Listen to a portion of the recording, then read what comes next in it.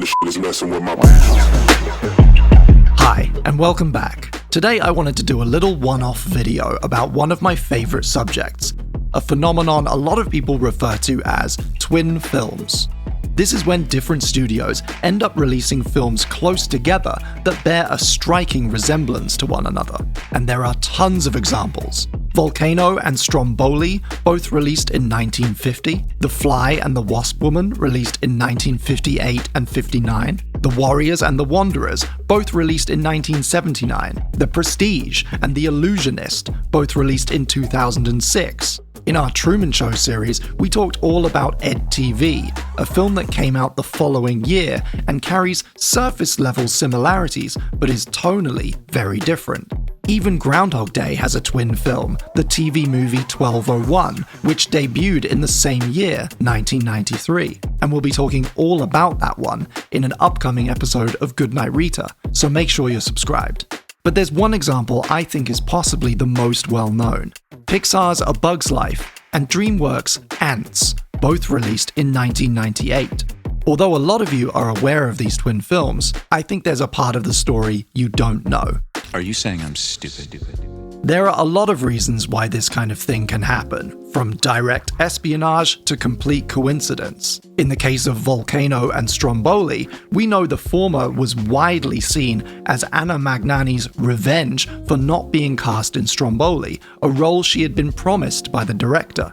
Whereas with The Prestige versus The Illusionist, it does seem to just be a coincidence caused by shooting schedules. They're each adapted from different source material, one older, one newer, and they started production at different times, but The Prestige was pushed back because of Nolan's work on Batman Begins. They also weren't even the only movies about magicians released around that same time. In the case of Antz vs. A Bug's Life, over the years we've seen some pretty damning evidence to support the claim that Antz was an attempt by Jeffrey Katzenberg to show up his former bosses at Disney. Antz was the first fully computer-animated feature release of the fledgling studio DreamWorks, co-founded by Steven Spielberg, David Geffen, and Jeffrey Katzenberg, who had left Disney over growing tensions with Michael Eisner and the Disneys. He had been at Disney in 1988 when the concept that eventually became A Bug's Life was first pitched as a 2D feature,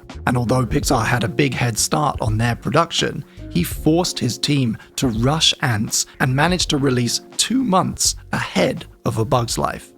Hey! Take it easy, Muscles. You're making the rest of us look bad.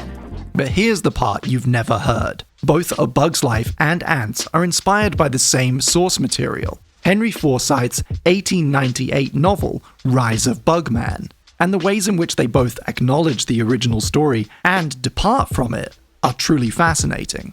Rise of Bugman follows Clarence Armand, a young nobleman struggling to settle into the responsibilities of his station. On a hunting trip to Eastern Europe, he gets separated from his friends and servants. As he walks, lost in the forest, the trees and foliage grow larger, and he's shocked to discover he is transformed into an ant. After some confusion, he finds his way to a local tribe and learns they live in fear under the thumb of a cruel warlord. He tries to help them with his human knowledge of machines and weaponry, but fails and is banished. In this long middle section of the book, he travels with a band of wandering minstrels and discovers all kinds of bug society and culture. At one point, he falls in love with a spider, but learns she plans to eat him and barely escapes. He trains with a group of revolutionaries from a neighboring ant colony, helping them in the production of primitive weapons like spears and knives, and eventually returns with an army and defeats the oppressor bugs.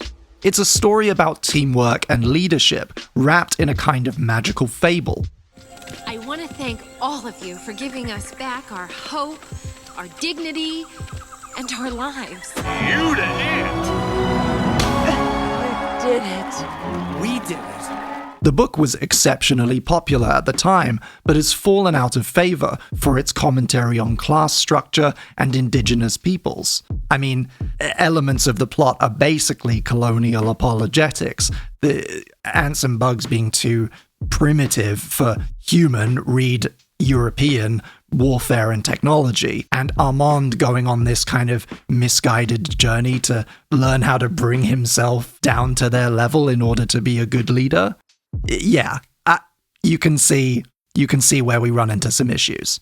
The story was originally serialized in 1896 to 97 and later compiled into the bound novel version, with some additions including extra chapters in the middle section where Clarence has even more adventures in different locations and with different insect tribes. Although the book has been out of print for a very long time, one copy can always be found in Walt Disney's personal library, and it's that book that inspired the original pitch. Of course, the story I just described to you is very different from both of these films. Creative liberties needed to be taken with the story to make it a palatable, successful all-ages feature. And I think looking at the ways these two films approached that problem can provide some really interesting insight into story development. Off the bat, both productions chose to ditch the overarching narrative of a man transforming into an ant in favor of just a smart ant who feels out of place in his colony. This appears to have happened for two principal reasons, partly because of the limitations of CG animation at the time. They just wanted to avoid realistic human beings, and because it was believed that it would be difficult to market a story about a man transforming into such a tiny bug.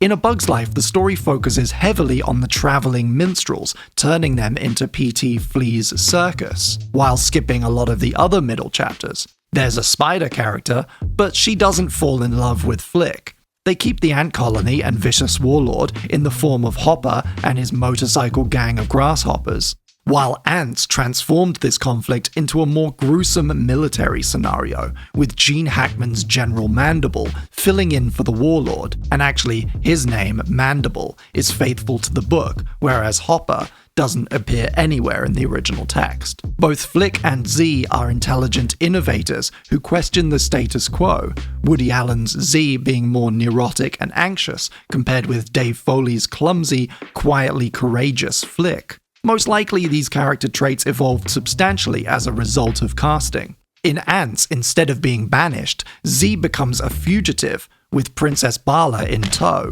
Both films include a chaste romance with the princess of the colony, something that doesn't really exist in the book, unless you count the spider, and both end with sequences where the hero embraces teamwork to defeat the enemy. You ants stay back!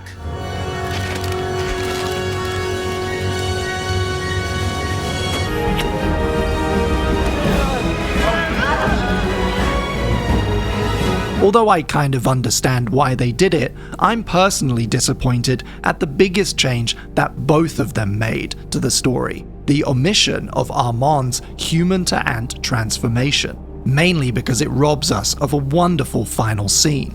At the end of Rise of Bugman, with the final battle won, the tribes show Armand to a path that wasn't there before. He travels along it and returns to human size and form. He looks down into his hand, where he finds a tiny spear, and knows he is finally ready to be a leader. Regardless of how you feel about these two films, Antz and A Bug's Life give us the rare opportunity to see the same story adapted in totally different ways. They're not sequels or prequels, they're not separate adaptations or remakes made decades apart, but two paths diverging from the same origin.